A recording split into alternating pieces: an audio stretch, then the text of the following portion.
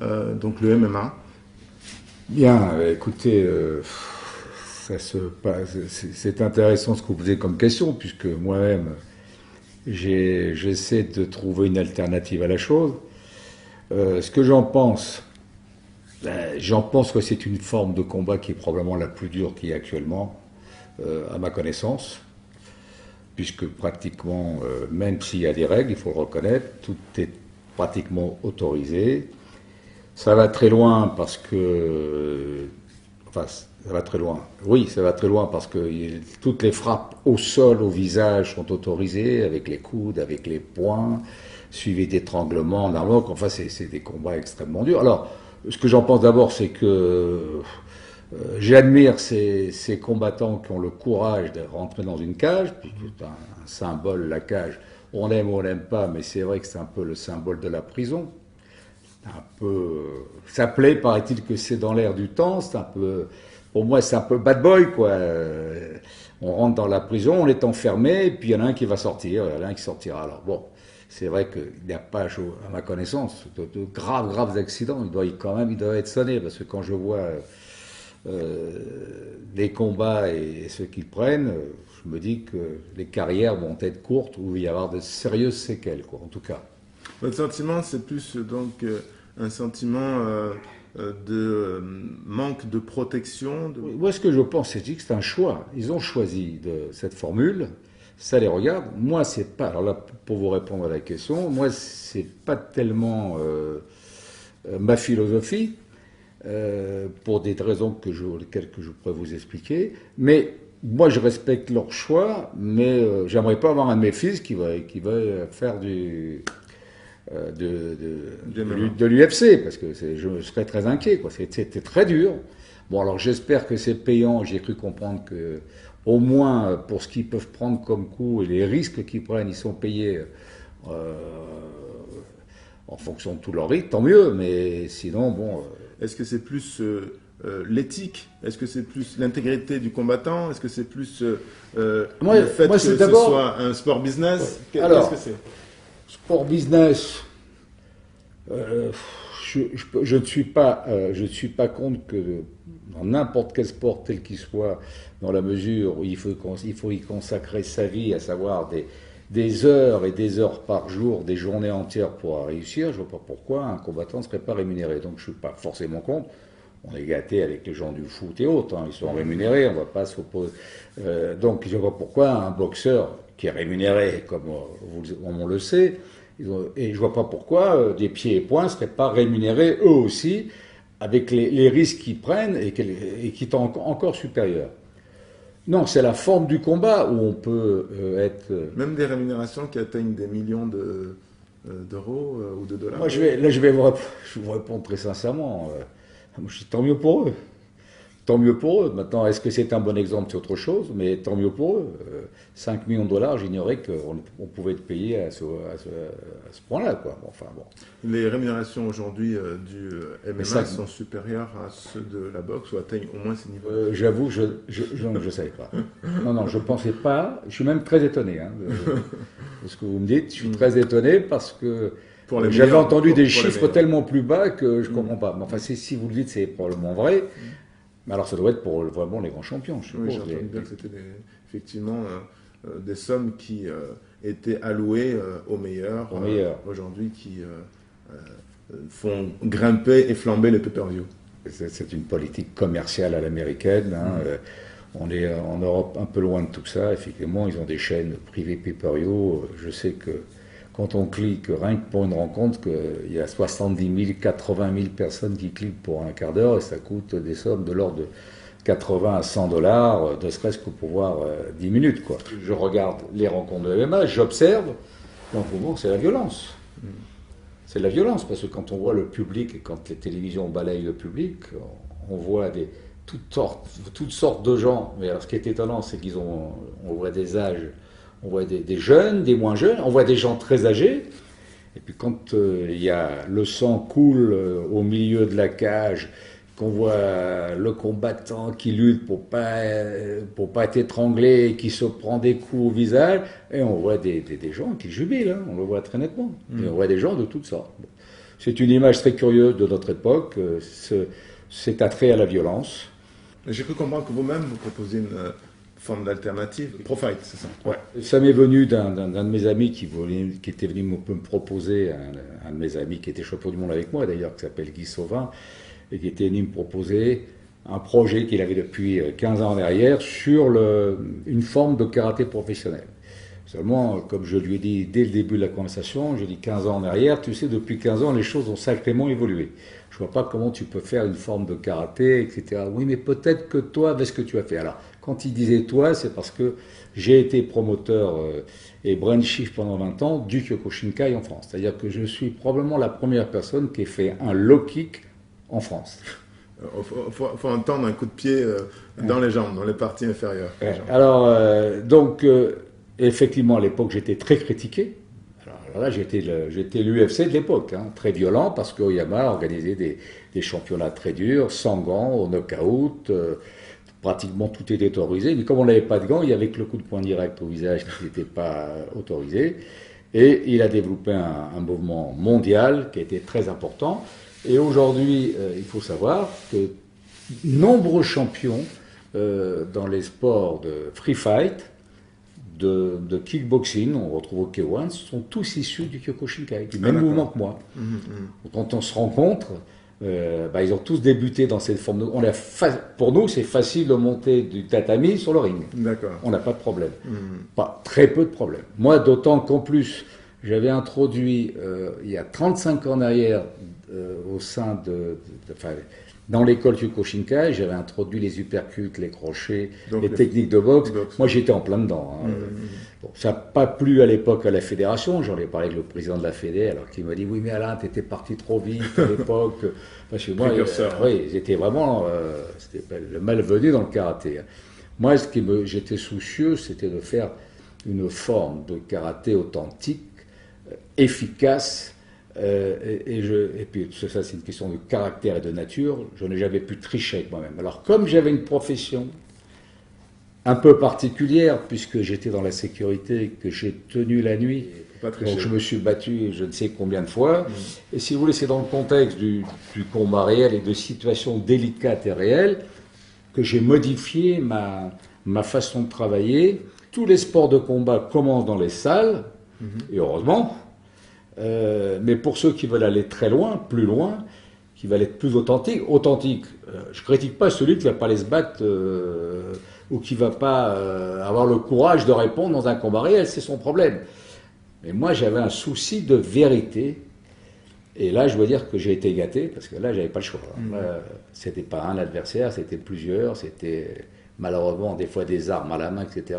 Et là, véritablement, on prend conscience que c'est que quand on parle du mental, le mental à la salle, bravo, mais le mental dans des conditions de danger réel, c'est autre chose. C'est encore autre chose. Dans ce contexte-là, le pro-fight, pour vous, c'est une forme d'aboutissement?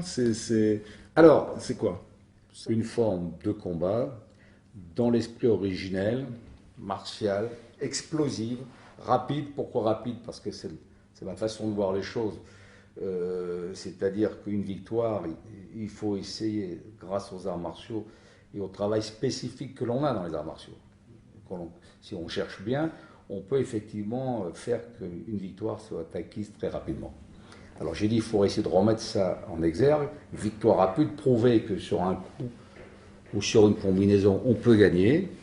Et là est né le pro-fight. Alors il est né aussi du fait que j'ai dit à Guy, on ne peut pas non plus aujourd'hui faire que ça soit uniquement pied et poing.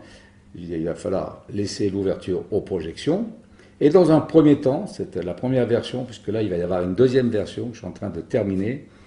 J'ai dit voilà, quand l'adversaire est projeté ou balayé ou tombe après une frappe quelconque, on aura le droit d'enchaîner au sol, mais dans le timing, pendant 5 secondes. Vous venez d'expliquer que, effectivement, dans votre forme de combat, le pro-fight, on avait donc comme volonté d'aller plus rapidement, terminer plus rapidement le combat, cette idée sous-jacente d'explosivité, etc. Absolument. Je sens quand même une forme d'efficacité, de violence également. Donc en quoi est-ce que ça se différencie de l'UFC et du MMA en fait? Il y a déjà une chose. Bon là je parle, c'est moi-même qui parle, parce que c'est ma façon de concevoir le combat dans la réalité. Et le sport combat et la réalité. Moi j'ai voulu... L'art martial, c'est l'art de la guerre, hein, quelque part, hein, les arts martiaux, c'est devenu un sport.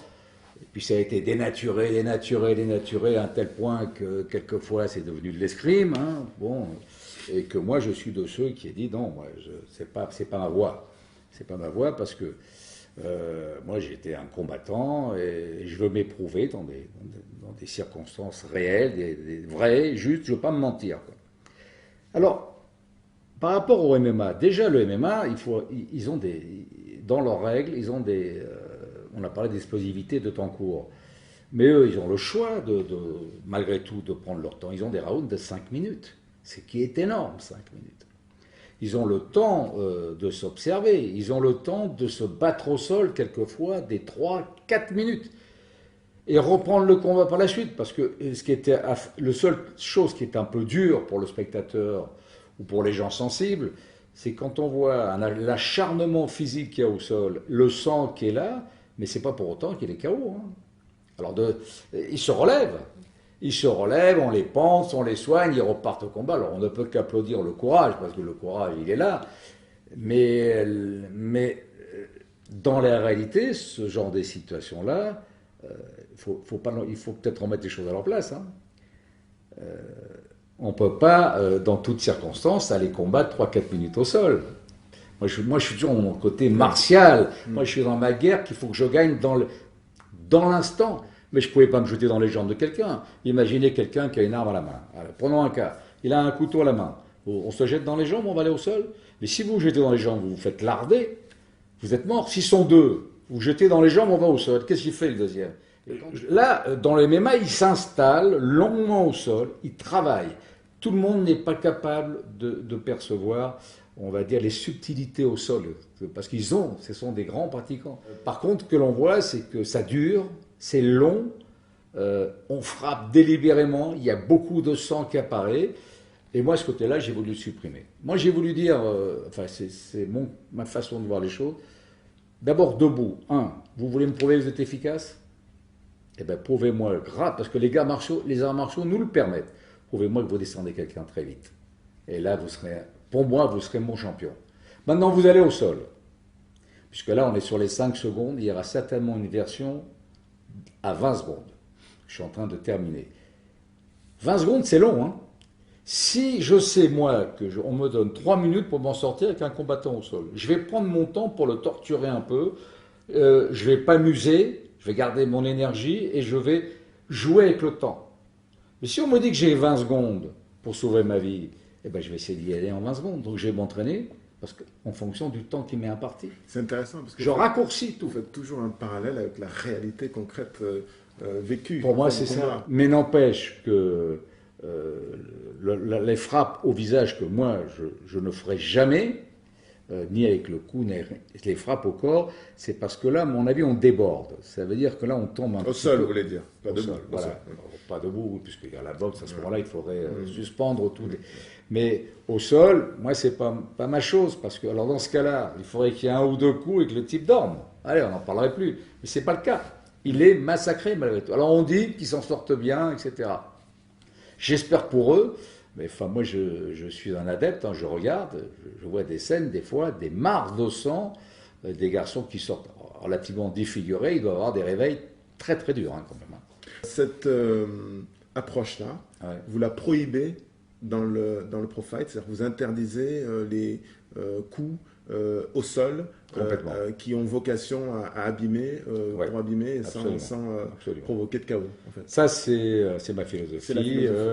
Quand j'ai dit Guy, d'ailleurs, m'a suivi complètement dans cette idée, au sol, pas de frappe au visage. Par contre, on va ouvrir, puisqu'il y a et pas non plus de coups de pied au sol. Non, pas de coups de pied au visage. Ce que je veux faire une ouverture pour les pratiquants venant de tous les horizons, hein, même du MMA. S'ils veulent se tester sur 20 secondes au sol et nous prouver qu'ils peuvent effectivement porter un étranglement, une armlock, soumettre leurs combattants, moi je suis d'accord, mais à 20 secondes. Pas plus. Et pas d'acharnement au visage. Je crois qu'on a bien compris votre philosophie. Je respecte infiniment ce que vous avez dit. Mais j'ajouterai un point important. C'est que, puisqu'on parle du pro fight, il y a aussi une particularité très importante au pro fight. C'est que j'ai voulu que dès les premières secondes de combat, il y ait dans l'air du chaos.